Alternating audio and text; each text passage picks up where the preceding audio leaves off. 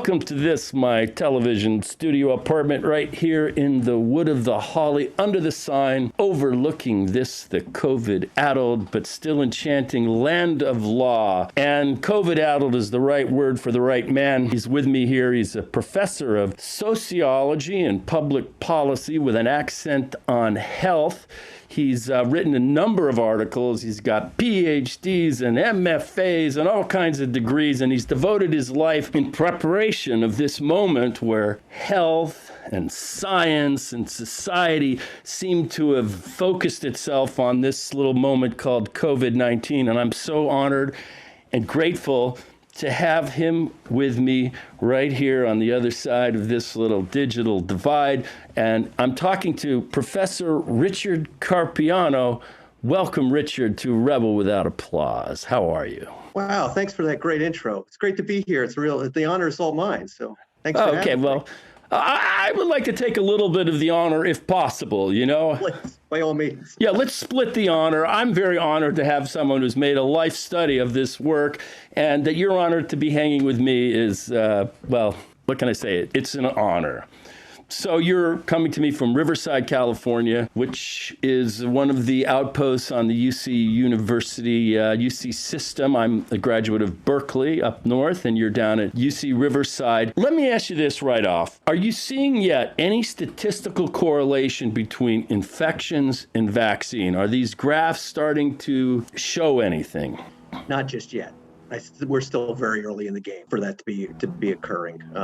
Really, at this point, we want to be getting. Everything's still ramping up in terms of supply, in terms of rollout, in terms of it's. Operation Warp Speed was a really great accomplishment, in terms of when you think about the science of it, how fast we were able to get. Think about it.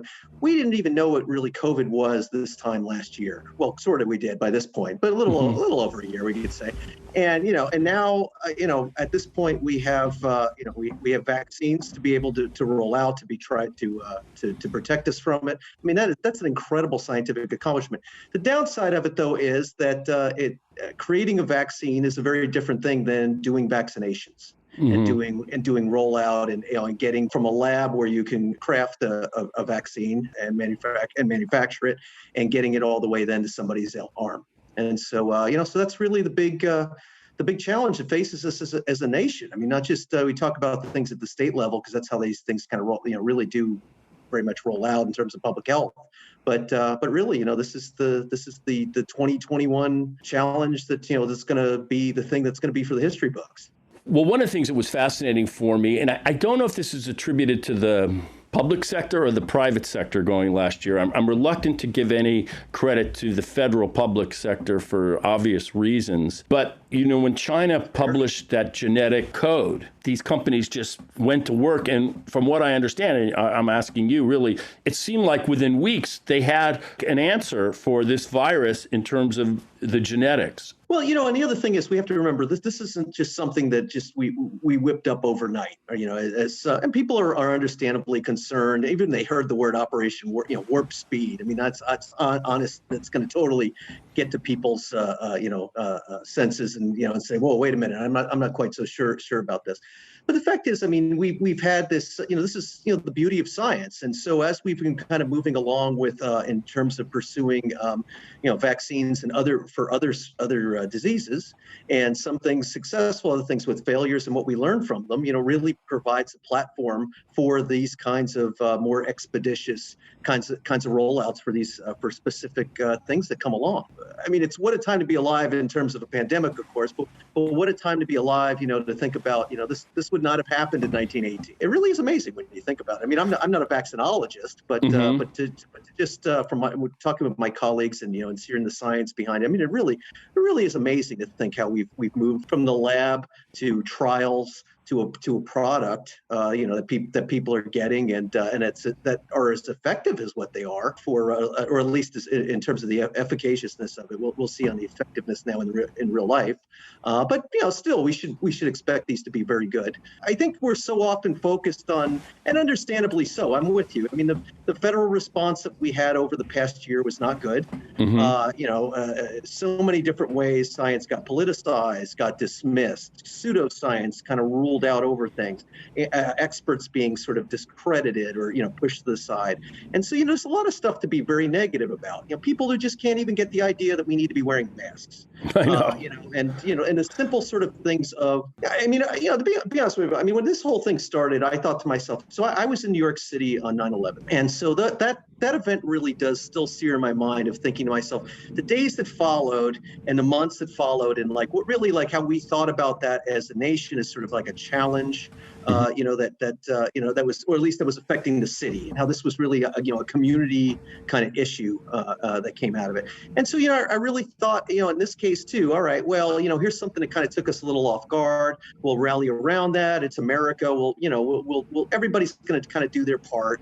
And, who would have expected every single thing that's come down the pipe has been, very politicized, really viewpoints around it, the whole discourse from elected officials that's really very much tracked a political identification kind of element to it, as well as just even this is the first real social media epidemic. And so, we're also getting, in a sense, the disinformation that we've seen since some of the first days of the pandemic, in some ways that traveled faster than the virus did.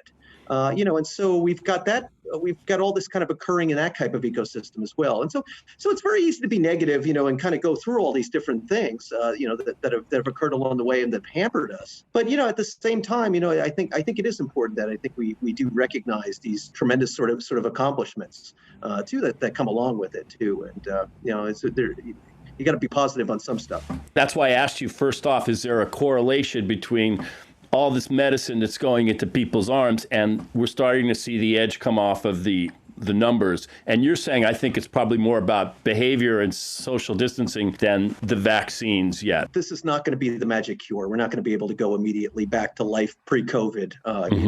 We're still going to be needing to wear masks even after we get our 2 doses. But the other thing I do want to emphasize is, as we're starting to roll this out, and it ties to your question of sort of, seeing impact, is, the thing that we really need to be cognizant of, and we're already sort of seeing the data on it, is the inequity of who's getting the vaccine. We see this all the time. This is a common public health dilemma, and a very unfortunate one, that whenever new technology, new innovations, new therapies, screens, things of that nature come out, they're usually never diffused in a way that's equal, and we start to see inequities start to emerge in terms of the uptake of it. And so that's going to have, when you think about sort of who's been most affected, COVID's an equal opportunity offender, but it certainly hasn't offended Americans equally in a way. Right. So, it's definitely, when we think about, African Americans, like the Latino community, Asian Pacific Islander community, particularly around the LA area, as I'm thinking about too, and in our kind of neck of the woods. Definitely the risks, the mortality has been borne much more heavily by some groups than others, low-income groups. And so, again, here comes this great innovation that's going to help us, it's going to save lives, it's going to reduce suffering. And, even that we're starting to, we see these kinds of similar patterns. So we can kind of, that's something we really need to be mindful of. Dodger Stadium's really great. We need those kinds of big sites, but we also need these kinds, the vans going out to communities, reaching out to local leaders. The ice cream trucks. We need to federalize the ice cream trucks. They've got the freezers in them to begin with. They've got the music with the good humor. They just take out the ice cream and the popsicles. They throw in the vaccine and they get in the neighborhoods and they just start injecting. That's the secret. Yeah. All these ice cream trucks have been sitting there parked for almost decades now. Which brings you to another point, is the federal government or the president has the unilateral power to federalize private industries, like in wartime, whether it's airlines, to move troops. And I was astonished that, well, I don't want to say astonished because it's not a fair word considering the PVP, the Putin's vice president, the previous occupant of free housing over at 1600, that he didn't take those war powers and put them to use in a powerful way. It seems to me just politically and socially that would be the thing to do, especially now when it seems like so much of the challenge now moves into an area called logistics.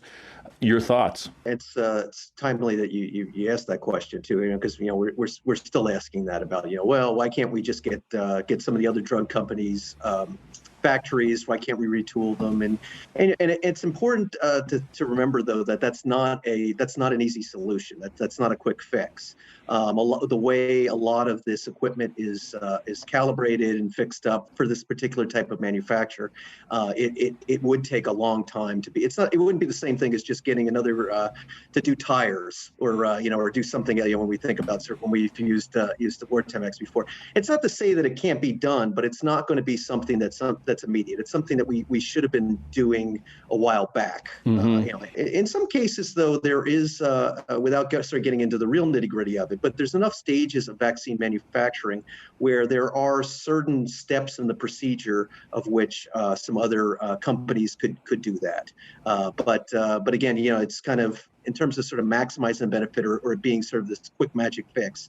That's unfortunately not going to be the case for us right now, which is unfortunate. But I think back on World War II when the tanks, and I wasn't alive, but, the tanks were coming out of Detroit, one every 10 minutes. I guess we as a society aren't set up for that anymore. Yes and no. I mean, in this case, I just think this is something that's just so highly specialized and technical, whereas, definitely, automobile manufacturing lent itself kind of very well with that type of equipment to be able to readjust things in kind of in a relatively expeditious kind of ramp up kind of way in terms of mass production, of which, we're in an age of high tech. And so, that's going to requires very technical types of machinery and equipment in terms of manufacture. That's just not that kind of quick deployment doesn't work out as easily. And again, I don't want to say that it can't be done or it won't be helpful, but it's not going to be this kind of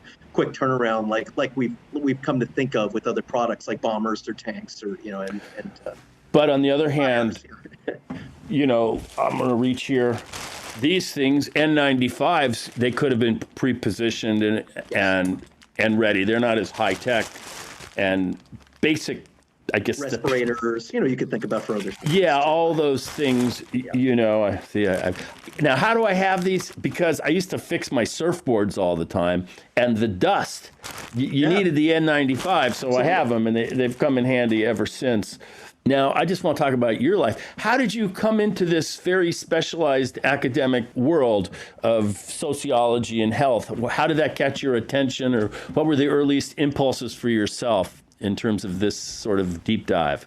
Well, I came at it from a number of different experiences. I think my students nowadays have much more opportunities to be kind of exposed to these kinds of interfaces of different areas in a way that I didn't. So I stumbled around.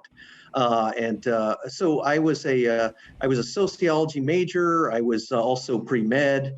So I was kind of running back and forth to different sides of the campus. I joke that's how I kept my beer weight off during college. And that was Baylor, right? And Baylor? That was at Baylor, yeah. So now Baylor's, I know it's in Texas. Where is that, in Houston? Is Baylor Houston? That's Waco, Texas. Waco. Oh my God, that's Hictopia. What the hell were you doing there from New Jersey? That was, I wanted a new experience. I wanted to get out and kind of see the world and the Branch Davidian incident was my freshman year. Okay, so Dad, I want to go to the Permian Basin. I really want to be on top of all the petroleum.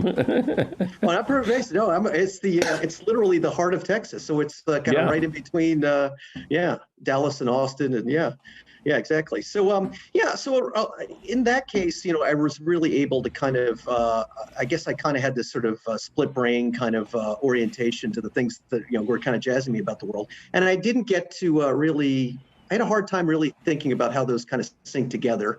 And then I ended up going off to graduate school and started work in sociology and realized that, I really was interested in a lot of health issues. And from that, I kind of moved much more into, I kind of bounced around graduate programs. I ended up in a master's in public health program. I ended up starting a doctoral program that I didn't finish because it's where my interests kind of were. That's how I ended up in New York City at Columbia University, actually, where there was a very unique, really great program in the public school, public health, which was the Department of Socio-Medical Sciences, which sounds like a completely made up weird name, and I always have to explain that to people. But the goal of it simply was that they were going to train us as public health scientists, but we also had to pick a social science discipline as sort of as sort of half our degree. And they train us in the perspectives, the toolkits for studying in terms of social science research and social science problems, along with the epidemiology, and along with health policy and statistics and all the other things that one learns in public health schools. And that's really what the orientation. And so the idea is then you start to go after public health problems with these social and behavioral science kinds of orientations to them, try to understand what drives them. And so right before I moved to Columbia, I took a 1-week class at the University of Michigan that just kind of blew my mind. It was all about health disparities between, by race, by social class, by communities where people live across countries, and trying to understand the mechanisms of that. And, I realized, that was kind of really the stuff that was kind of jazzing me. It was just fascinating me that these things that we so often just think of as just individualistic things. It's our health, especially as Americans, right? We think about our health as something, it's our bodies, it's our choices, who smokes, who drinks, wear a condom, don't do drugs, all these things I always teach my students about. But the idea is, really that are very much situated in our social lives, right. the resources we have available to us to pursue good health, the stresses and other strains that lack of being in bad social conditions can present upon us, and how we see these on a population level. These things play out not just between me and you, but we see across thousands and millions of people, and really where you get to see, sadly, the haves and the have-nots of our nation. It seems like the American problem is being exposed very brutally in this last year, and I would describe this American problem as just what you said: this hyper-individualism, the idea that my health is my responsibility, as if everything I do determines my own health. Well, he's heavy, he's this, he smoked, therefore. But there's other factors. There's the collective. So our concept of freedom seems to be problematic when we're dealing with a collective issue, which is this virus. And it seems like other societies, they seem to be doing much better at this than America. So our individualistic society is great for Hollywood and when times are maybe different. But right now, it's being exposed for its weaknesses. I don't know what your thoughts are. Yeah, individualism, gosh, if that's if there's something sort of embodied in kind of the DNA of America, it's that, right? Life, liberty, and the pursuit of happiness, right? It's really, we're all about, government, leave us the hell alone. It's my life to sort of etch out, the American dream, the pull your, even the Horatio Alger, pull yourself up by your own bootstrap stories that, they work great with a Hollywood ending, of course, but you're absolutely right. COVID has basically exploited that. When we think about health, of course, then we tie that again in with our bodies and kind of our control around things. It's sort of a very Western, what we would, and to get kind of academic about this, a very sort of a classic kind of Western notion of like liberalism. Not in the way we think about just sort of political left-right liberalism, but just the idea of individuality and where that falls. But the other thing is, we live in a time period where, and in a way, it's kind of it's been the downside of the privilege I guess we've had being in the United States, but we're so used to the types of health conditions that we have that are just things that seem to affect us. Like you have a heart attack, you have, the major killers, you have cancer. Like those are things that you have and don't necessarily have, or at least we often don't think about their spillovers to other people, maybe how they affect our families or things like that. But me having a heart attack, I'm not going to be giving you a heart attack. And now we have, something that is, before this, really infectious diseases, we think about sexually transmitted diseases. So in that case, you really, things that require some sort of behavior to impact upon somebody else. But for a lot of people, that's, that low to zero risk of that or experiencing that. And so now you have something that's so ubiquitous. And the idea that I don't have something and I could even still pose a risk and I have to be thinking about other people and not just what's in my own best interest really is, for many, as this is clearly kind of shown, it's been very much a challenge for, a lot of people in our country. But, again, though, individualism can live very nicely and peacefully coexist with some sort of sense of collectivism. And that's not like, I think some people might see me say that on the news and think like, oh, left-leaning professor at a UC, and stuff like that. I don't mean it that way. I just mean in a general sense of sort of our just notion about how we think about our community and our sense of sort of responsibility to our communities, which actually spans the political spectrum from right and left. And so I think that's there, but it's faded very much, and we have very much moved into this. I want all the benefits, and I don't want as many have to think about many of the sacrifices. I want it this way, and that's how it's going to be. And the fact is that life ain't like that. Right. Yeah. Yeah, so that's sort of the soft underbelly of our society. And it seems to me this virus has a very brilliant adaptation as opposed to, let's say, the HIV virus a few decades ago. If there was a time, if you had contracted HIV, your chances of survival were low. Whereas this virus is more lethal to more people by an exponential number, but on a case-by-case basis, it's way less lethal because it has this brilliant adaptation. We figured this out. If we can infect all these people and they don't know, we can kill 2% of 20 million as opposed to 98% of 1,000 and be way more lethal and way more disruptive to our society. So from the virus's point of view, it's brilliant as an adaptation. Yeah, absolutely. Absolutely. And it's exposed us for our kind of weaknesses, intellectually. Totally. And just to clarify, like I said before, getting like there is that sort of libertarian streak that runs through Americans, and we see a lot of that now. Of it's my freedom, freedom this and liberty that, and all these sorts of phrases. But even at the core of libertarianism is the idea of you can do whatever you want, provided it doesn't hurt other people. So there's kind of that extra, there's a quid pro quo in that kind of social contract, and so that a lot of people don't really see the other side of. It's it's only this, not before that. Now, you spent some time up in Canada, I think in Vancouver. You were a professor in British Columbia as well, and they have a somewhat different system with a single payer. How are they doing under these new circumstances? Not well. In fact, not the rollout for the vaccines has not been really all that great. I mean, they also have the disinformation and the COVID protests and things of that nature. What differentiates them in many respects is, well, one, I mean, we have to remember, very different context in the sense of you have basically the state of California's population spread out over one of the largest land masses in the world. Mm-hmm. So that's, you have that element. I mean, that doesn't make it less of a risk in cities and other sorts of or problems for rural healthcare and that as well. But it really does show that here's another country that really does for a lot of issues have its act together on a lot of stuff, but they're facing very similar things. Even right now, the common thing we've kind of seen here of really that sort of the downsides of federalism, in the sense that the federal government can do so much, but then we've got 50 states plus DC and territories in terms of rollout, and Canada's got those same sorts of issues with different demographics, different risk profiles and case counts across the different provinces.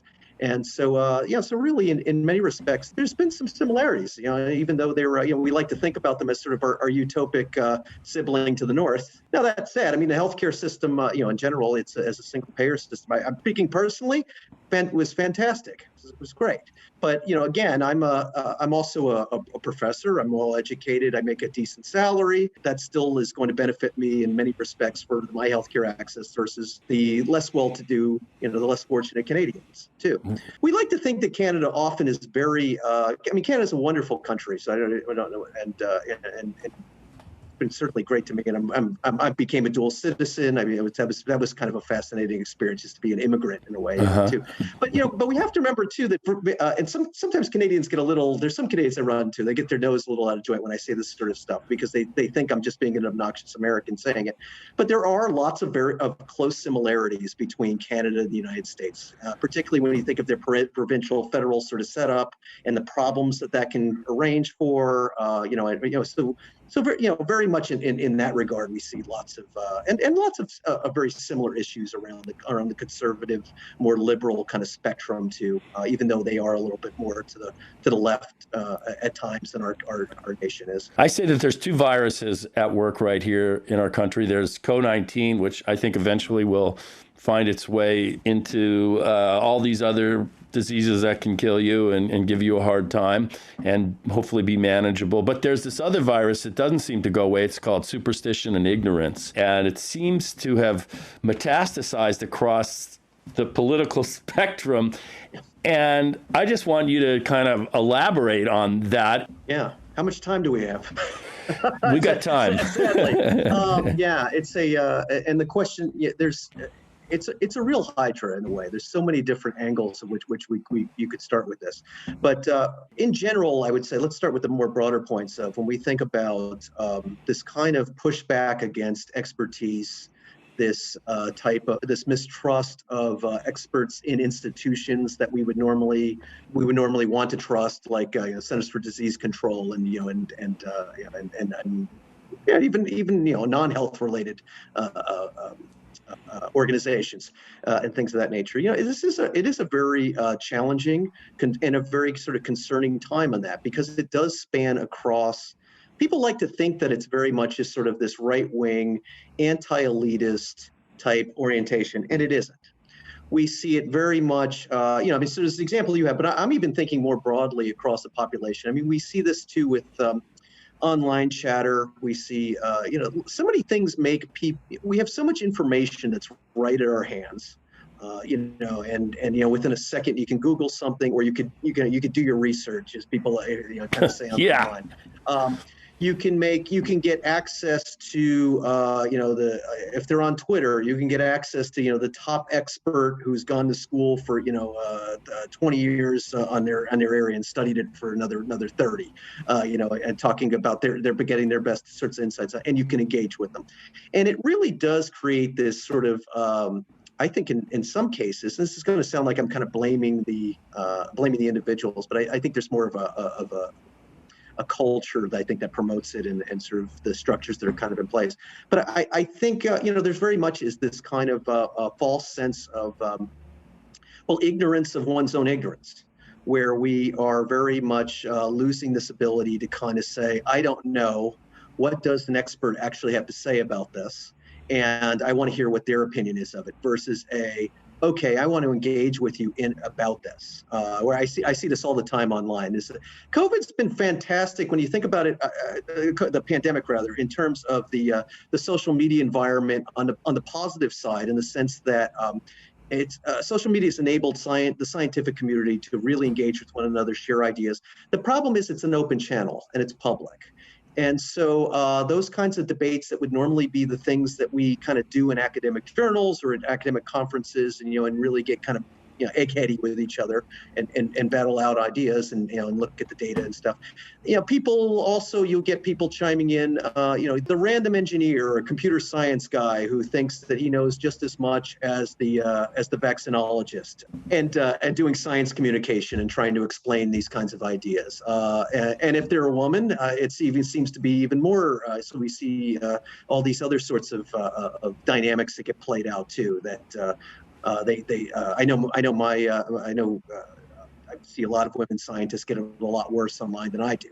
I might get attacked or criticized or things of that nature. But so you've got that kind of stuff too, and some of that stuff spans the left as well. We even people like these influencers online. They like the Nate Silvers, and they like the Matt Iglesias. He was a blogger, and these, it's their job to pontificate on anything and everything, and they've got millions of followers, and people suddenly think that they are experts on these areas because, well, they write in a very accessible kind of way. It seems sensible, but they have no background whatsoever on public health. If they've thought about about some of these issues that they've talked about ever in their life, I would be surprised, until now. But they've got an opinion on everything, and the scientific community's got to spend then time basically debunking or pushing back against these individuals. But then the stand culture comes out of what where we have these where their followers are so into them that then they go after the actual legit scientists. and it gets sort of a turn on them too. So we've got this this kind of anti-expert culture that definitely spans the spectrum. But you wanted to talk more about the about where this kind of relates to the anti-vaccine movement too, of course, and that sort of structure. The anti-vaccine movement really is as old as vaccines itself. But in terms of like the modern day, if we just sort of skip ahead to the really where when we think about the internet and social media have really been given it this kind of life in a new kind of iteration. Really we're years ago, we might have thought of it as being a very left kind of thing, very much out of, and it still is to a certain degree, in like these wellness types of communities, these the worlds where you would expect to see goop and or these conventions and selling all sorts of these natural healing kind of things. And then we had like celebrities like Jenny McCarthy, was very much getting attention on this kind of Robert F. Kennedy Jr. now more recently. Robert F. Kennedy. Well, Robert F. Kennedy Jr. has been on the scene for a long time. He has. And he's done great work in environmental stuff. He's a mixed bag, Yeah, and then, but even his vaccine work, dates back a good number of years now. But what's so fascinating, too, over the years with this is the political side of this and where it's gone from how we might have thought about it in a very, that this is kind of like, these are what kind of like hippie people and like granola types are into. They're not into vaccines. Everything's kind of natural and organic foods and stuff. But no, actually, what we've seen in recent years is really the anti-vaccine movement has moved very right wing. It's moved conservative, and now with COVID has really evolved into a broader anti-public health, anti-government, buddying up with a lot of these different kinds of anti-government extremist type groups, and so in a way. So while Kennedy has been kind of part of, perpetuating some of the disinformation sort of stuff, it's been interesting now when you start to see some people really showing up at events with Roger Stone or people who are really, dabbling or maybe fully into the QAnon world. Exactly. They kind of met each really, other. We don't see that. He's kind of removed. Yeah, he's kind of moved away from that, I think, in terms. It's really hard to kind of label Robert F. Kennedy Jr. as sort of as a conservative, but certainly he's hanging out with that crowd. And so we've seen some evidence that he's kind of doesn't really want to do the appearance in the way that he does. But but still has been a problem. Glad he got deplatformed. And the other day from social media, from Twitter, Facebook, from social media. Yeah, he's still on Twitter. Yeah, and I'm for some reason I'm blanking as I'm going here of the platform, but I know exactly the one the one he got pulled from. And at least in California, the anti-vaccine movement didn't have much of a place to go. It lost a lot of legislation. It was really trying to push this like health freedom stuff that we were talking about earlier, because you don't have to talk about science that way. Which they're going to get beaten on. If you're talking about values and it's about your body and autonomy and liberty, well, that kind of elevates you now suddenly a little bit. And it makes it much more of these, we're used to a discourse and like where there's like the right, the right side and the left side and, and they in terms of cable news and whatnot. And so you could see where this could get framed very much in this kind of almost equal or false equivalence sort of standpoint on some of their perspectives. But COVID gave them a new lease on life. And we start to see now, their movements, their activities, the things that they've been saying, the ideas that they've been pushing online. It was just sort of a natural thing from anti-vaccine to now basically anything anti-public health, anti-COVID. Masks, testing, contact tracing, and of course, vaccines. Right. It's all anti-science. Somewhere along the line, people's universal faith in the scientific method, which is observation, trial and error, meticulous record keeping, failure, and trying something new. Failure's a big one. Yeah. Yes. That faith in that method, which in and of itself, in my view, is only really a few hundred years old for humanity. Before that, all I can think of is the Stevie Wonder song, Superstition. When you believe in things you don't understand, you suffer. And I just feel like this huge history of superstition and mythology and astrology and theosophy, all these sort of otherworldly ologies has consumed humanity for most of our history. And it's only very recently that this scientific method has come into existence. But I still think as these human animals that we are, part of us is still drenched in those older beliefs. Do you think that's part of the equation in this at all? That, and I think we also have I think sort of the public conception of science is not always as doesn't match the real reality sometimes of science too. And I'm not blaming the end user on that. I'm actually blaming in this case the scientific community. I think we could do a better job at communication in what we do. High school science, you learn things that are pretty much, it's kind of at this point solid fact. Laws and physics laws and other things that we know about biology. But the fact of the matter is, science is constantly evolving, studying things, failing, improving its methods on things, and so there's a lot of emerging knowledge on stuff. Most science is an ongoing journey. Mm-hmm. And in the case of COVID, I mean, the world has been sort of privy to watching, even this on social media when you think about even scientists engaging, watching that kind of process unfold in real time. And so I think that gives a false impression sometimes to people that science doesn't know what it's doing. In a sense, we don't. It's a new disease. We've had to bumble across and try to figure things out, and we went down some paths, and maybe they weren't as fruitful, but we learned something from it, and now you refine that and take that knowledge with you.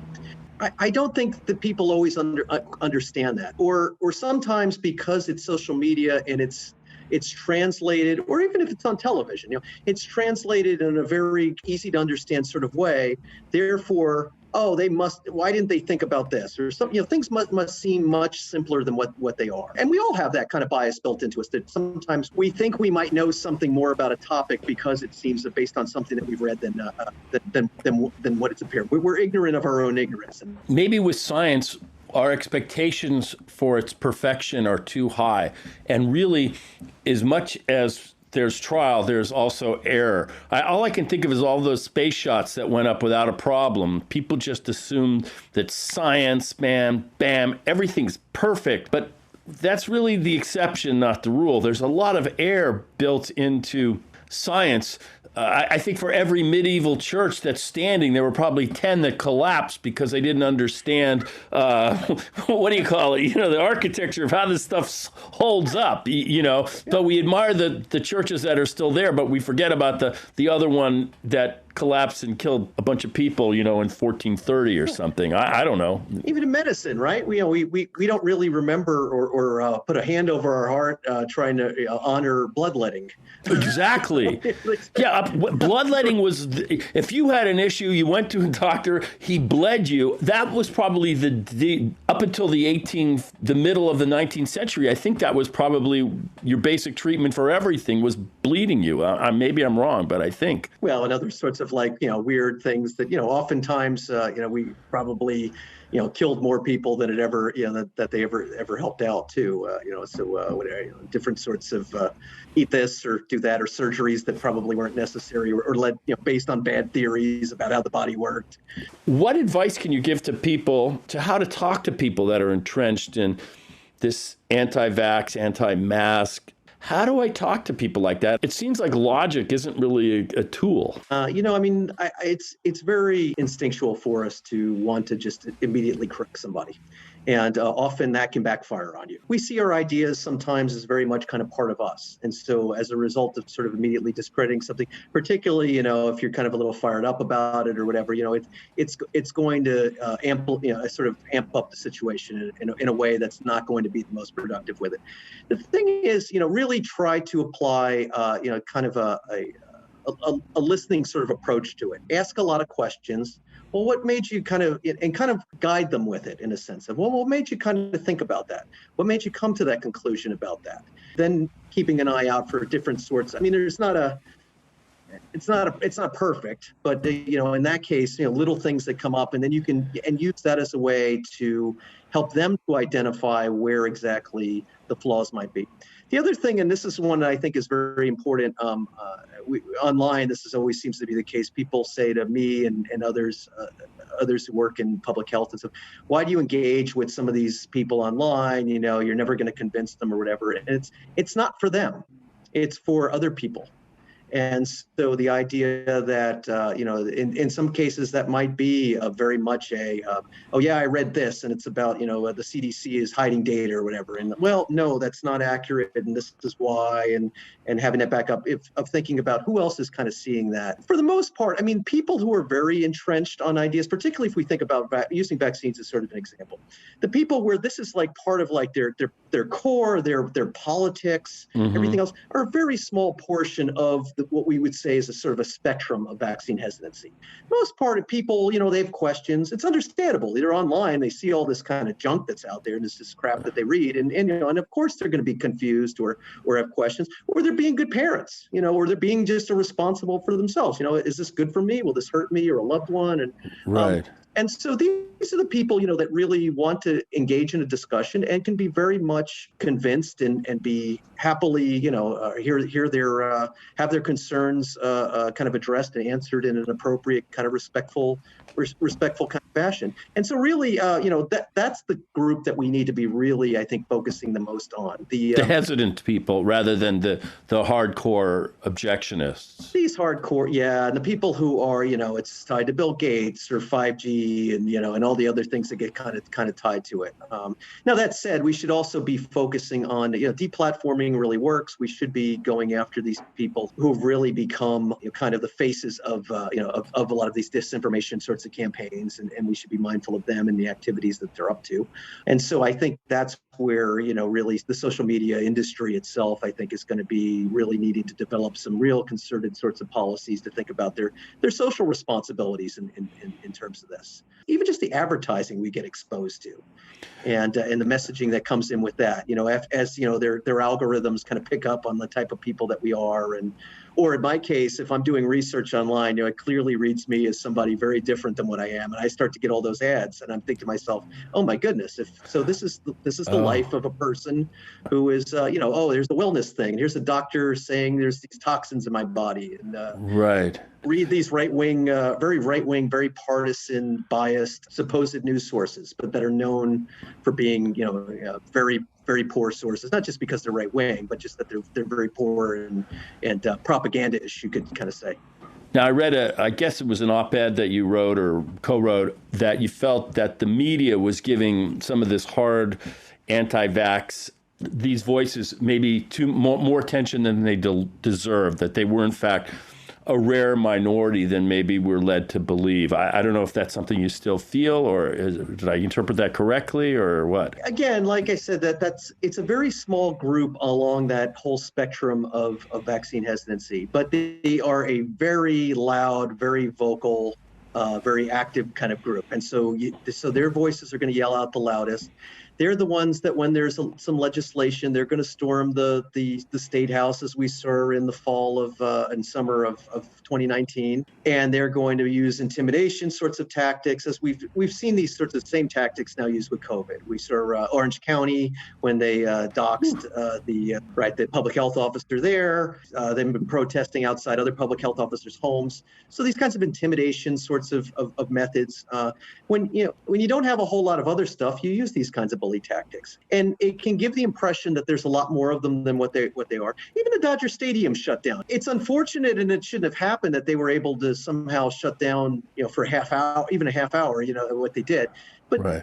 At the same time, there were only 30 to 50 of them that showed up. In a way, that's kind of, I don't know, if I've got to take my positives along with the negatives along with that, I'll take that. When we saw a lot of these anti-lockdown protests throughout the state, a lot of them were, the pictures look like, they're huge, but really, that's oftentimes, 200, 300 people. If we think about that, that's like 2-3 wedding parties. Yeah, it's not that many people.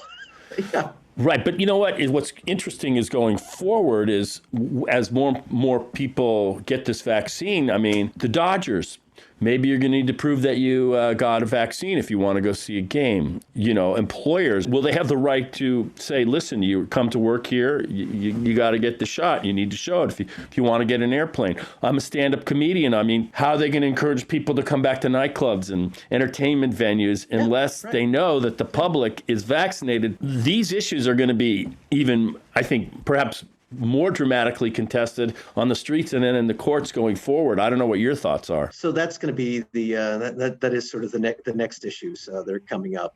They're even kinds of different. There's a number of different issues. Well, one would be workplace mandates requiring employees. Now that can get easily sort of taken and misconstrued by a lot of these kind of like anti-vaccine, anti kind of COVID protest type groups. There's realistic sorts of accommodations and things of that nature. But the idea of really thinking through, well, I mean, OSHA requires businesses to provide certain sorts of safeties for its employees, and so we can think about it from that kind of same standpoint there. But of course, nobody's going to get forced to take a vaccine if they've got some sort of medical. As we know at schools, a kid has some sort of contraindication. For as much as the anti-vaccine movement likes to kick up these fear things, oh, the government's going to come and take your child and stick them in everything. Same thing with adults. I mean, there can be reasonable accommodations. There can be other sorts of situations with that. Now, for these public events, that is going to be a little tricky. There's been some talk about third-party companies that will have like certain sorts of passport kind of.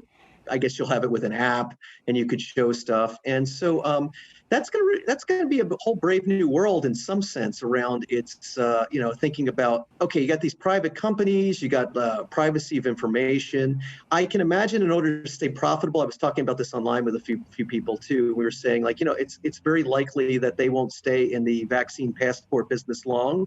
They'll expand into other services because there'll be more of them on the market, and they'll always think like Fitbit, right? You got to have you got to have more and more kind of features in order to kind of get more of your market share and that sort of thing too. So in terms of how that's going to be regulated, what might that look like?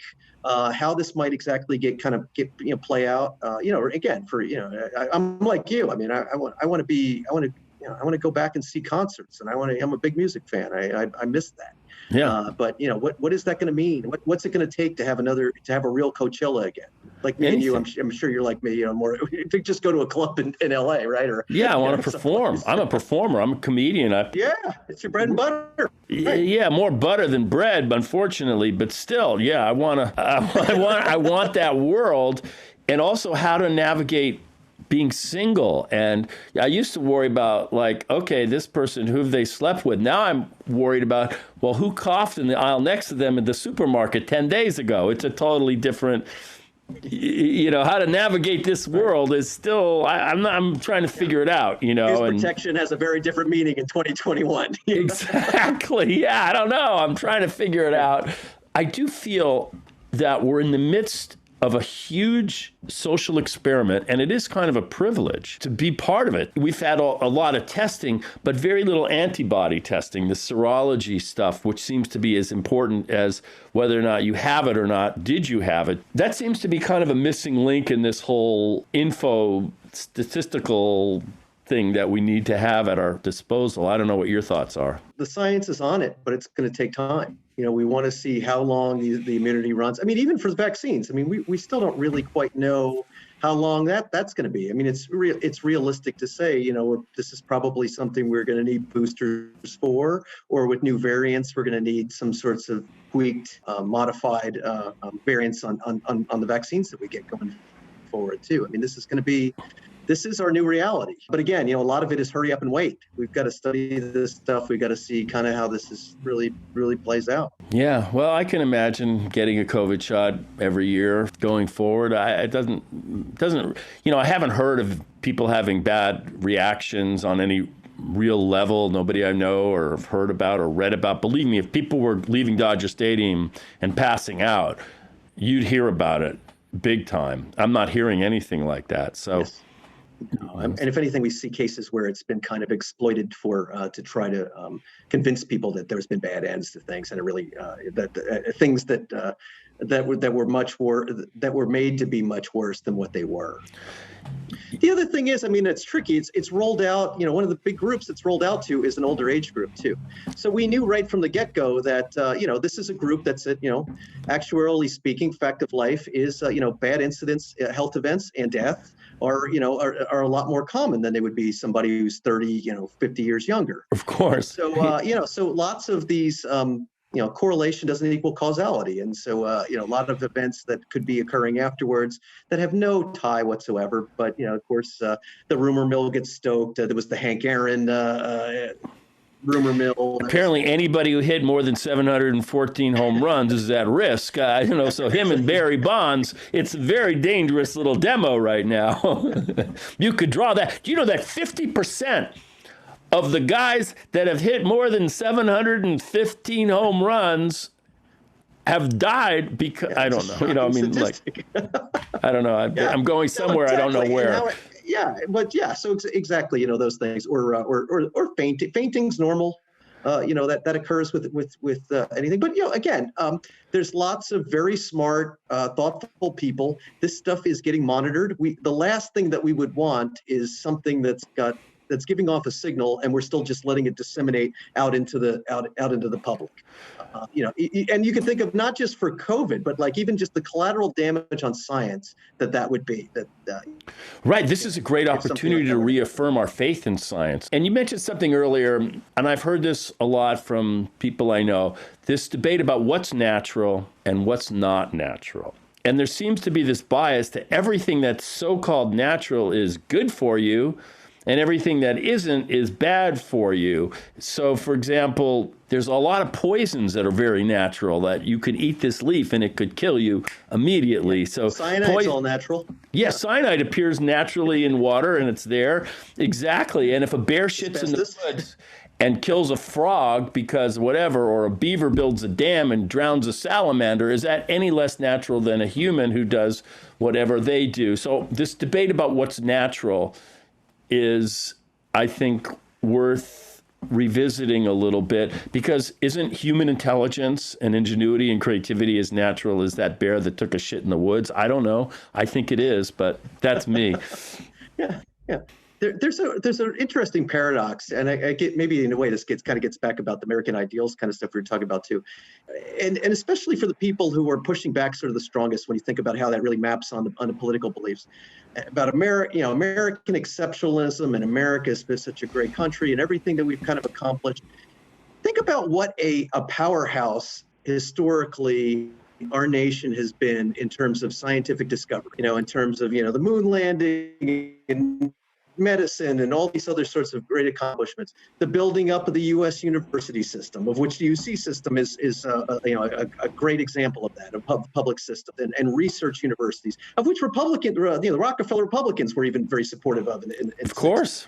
And really, and why we have people from all over the world that come to the United States to do graduate training, to become scientists and do all these things. There's a reason for that. I mean, it's not to paint over all the warts and everything else, but it is definitely something that our nation should be proud of. It has accomplished. But yet at the same time, these, you have the same individuals, you would think that that's like red, white, and blue America, but at the same time, it's those individuals who are most thinking about that kind of with those American exceptionalist kind of values and patriotism and freedom and their ideals of what makes up our nation are the ones pushing back against those very things that we are a leader on. Be it a guy like Tony Fauci, who's been through how many, a lifelong civil servant, top scientist in his field, running, a federal agency. The Centers for Disease Control being looked upon as, a prominent example of a national public health agency and a model for other countries.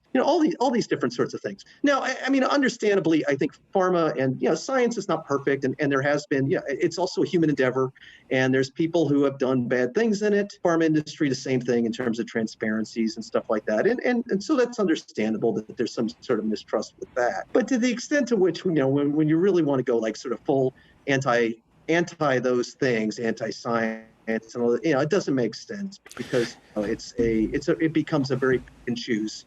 Right. It's cherry picking, essentially. Yeah, because some of those issues about big pharma, which are legitimate, are really about the ravages of unregulated capitalism as opposed to science. I think people need to kind of get disciplined intellectually to understand the difference. Getting back, I guess, more to your original point with this too, words like chemicals and toxins, you'll hear that like a lot of that stuff get kind of thrown around, and they're so generic and general, they can be applied to literally anything and everything that you want. And, you can think about, water's a chemical. Yeah, it's H2O. Everything's a chemical. Anything, right? Yeah, everything's a chemical, right? Yeah. And what is really a toxin? You start to hear those sorts of things, like as if our bodies, they're so frail and gross. And I mean, if you think of the human body itself and what an amazing machine in terms of all the things that it filters out. That's why we have a liver and why we have kidneys. Right. As a matter of fact, for most of human history, humans were living in their own shit, and somehow had managed to get through this. But I think the big difference in the last 500 years is with the growth of cities.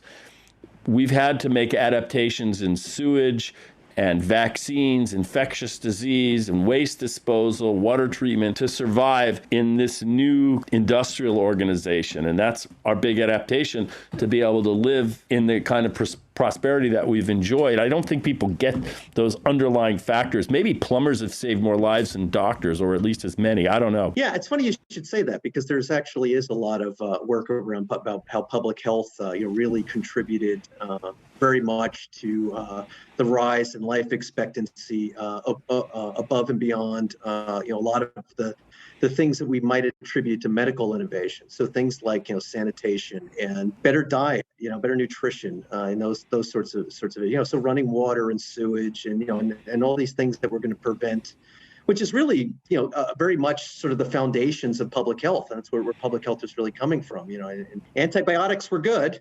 It's not to put that down. We needed those too, and but these other things really are. You think about, London would have cholera outbreaks on every few years. That would occur, and where and a lot of it did have to deal with where did the sewage go, and and what were people actually drinking, and like the old saying, life really was back centuries and decades, even decades back, was nasty, brutish, and short. Right. Relative to how we think about it now. But the other thing, I think this kind of ties to the, I think we're getting around a similar theme with this too, is our movement towards cities and, and the rise of cities has its own, again, sort of social contract that gets kind of tied to that of come to this, a certain degree of freedom, but you have to be willing to curtail some of it for the benefit of being part of the collective. And, that doesn't mean that we all live in a commune. But again, this recognition of, that there's certain behaviors that you have to think about and not undertake as a result of that it can be impacting other people. Just because you want to go have a drink at a bar, that's not enough to then put other people at risk who then have to serve you and all these other sorts of things because you're right, which is one of the underlying tensions in American life. We don't talk about it, but we see it metaphorically played out, for example, in sports. In basketball, for example, Kobe Bryant was criticized for not passing the ball because he was so individualistic. Because at some point it might have been perceived as been detrimental to the team. So we're always trying to struggle with the balance between the individual and the team. And it's push and pull. And I guess we're in a social moment where, frankly, it's about the team. Yeah. More so than maybe the individual. And I feel like that's just fundamental struggle. It never really goes away in the American psyche and maybe the human psyche as well. I don't know. It's definitely going to butt heads with anything public health. Public health is very much about protecting the community, protecting populations over individuals. And even the ethics that kind of guide its principles and its practices are very much on the side of, again, the group versus versus individual freedoms. That's not to mean that everybody has to succumb to the group, and there is those things have to be weighed. But this idea where we often think again about our health through medical care, private medical care, it's between us and our doctor and that decision making, and even the ethics of that are usually very much around bodily autonomy and stuff like that. That's a very different thing than public health, which is a basic government foundational service. That we need for providing safety for our nation, for our local communities, and things of that nature. So in essence, that kind of worldview, that individualistic kind of worldview, is always going to be anything public health does is going to be viewed as, it's as some sort of overreach, some sort of, that's government doing something because it's usually a government function. So it gets kind of blamed for in terms of being, I guess, sort of the government messenger boy. I guess you could kind of think of it in that way. But at the same time, again, we don't think about the, does anybody really complain if a restaurant got closed down for a health code violation? No. Or if, again, I don't know, the local pool is, it's so contaminated and gross. Everybody's there's people. Well, my father grew up in polio, where there was a huge fear of pools, and you'd see a young person, Mrs. So-and-so's daughter's got the braces, she got polio, and like those were real fears. And those vaccines, the Salk, and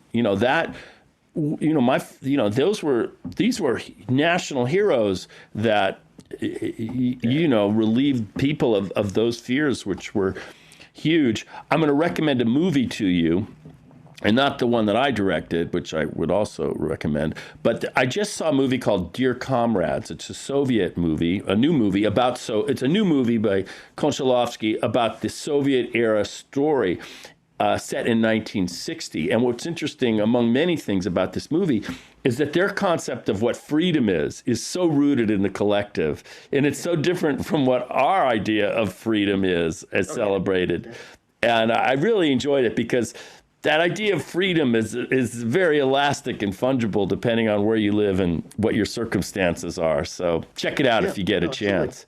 Well, Richard, I'm really digging this, man. You do something that is a big challenge, I think, for people that are in academia, and that is you've managed to make this work that you've done accessible to the larger public. Sometimes I've noticed amongst others in academia that they're talking to others in academia, and it cuts to some of the themes that we're talking about how do we help the public have more faith in science. And that maybe means that some of these high priests of science need to reach out to the larger public so that we're not all left behind. Absolutely. Yeah. I'm very fortunate to be in a public policy school, and, where our mission is very much about engagement and outreach. I think that I shouldn't just say it's just about where I work specifically. I mean, I'm pleased that the academy seems to be much more sort of understanding now about public engagement, where it used to be very much that would be more side work. You got to be the scholar, and you got to go into, and write the very technical kinds of things. And so, I think this is absolutely where we need to be. I'm paid by the taxpayers, so I also see this as my responsibility. I mean, I enjoy doing it. It's, to me, it's an extension of teaching. I think it's sort of my responsibility too. It's not just, I agree. Yeah, and you're fulfilling it, so that's a good thing. Thank you. And I'm happy to be a conduit to Richard Carpiano here, surrounded by degrees and articles. So let me ask you this. What are you working on now? Is there anything that people who are listening or digging you can read or look forward to, a book or a study or something that's, that they can share or find out more about what you're up to? I think particularly kind of the easiest way to find me and the stuff that I'm up to, or just what I'm thinking about, and is to follow me on Twitter. Okay, I did that today. I hit the follow button. Okay, great, excellent. Yeah, so I'm at RM Carpiano, like car and piano put together. Yeah. And so I'm come for the science, and I guess every now and then a little commentary or two about my takes on music or pop culture too. If you tolerate that and you want to engage with me, go for it. Oh, well, there's an important confluence between music and pop culture and science. It's all of one in many ways. So, yeah. Well, I want to thank you, Richard, for doing the Zoomcast podcast hang. This will live on my YouTube channel. I think I'm going to call this Truth, Lies, and Consequences with Richard M. Carpiano. And then I'll do a little cut down, and it'll exist as an audio podcast on all the audio only. So you can share this if you like. And it'll hopefully offer a little of insight into this New World Order. And I still feel it's kind of, these social currents that are running with the Anti Vaxxers and the conspiracy and the QAnon. And it's all like this big kind of gumbo of things that are coalescing. And it's scary, but it's at once extremely interesting, because there's something about the mystery of our own humanity is is in all of this. So, like the old saying, right? May you live in interesting times, which is, as I understand it, at least, was said as a curse, not a. But I guess you could see it in one of two ways, and so yeah, I mean, definitely we live in interesting times. yeah, sure. well, you're making it interesting, and I appreciate it. So I want to thank you again. I feel like I've made a new friend. So. Yeah, thanks so much, Richard. Really appreciate it. And you take care of yourself. Thank you. Yeah, you do the same. Stay safe. All right, man. So, folks, you heard it straight from the professor's mouth right here on A Rebel Without Applause, Richard M. Carpiano. Till next time, namaste, shalom, and aloha. By that I mean, yeah, you know, namashaloha.